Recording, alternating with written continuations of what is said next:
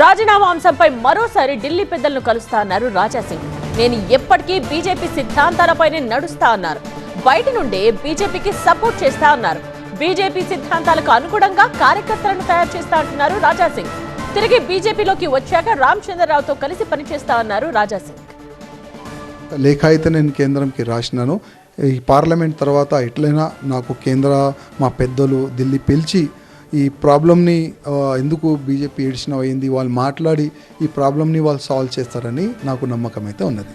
కానీ రామచంద్రరావు అన్న గారికి ఇచ్చినారు. ఓకే, ఆయన ఒక మంచి ఫైటర్ కానీ ఆయన ట్రై చేస్తుండు.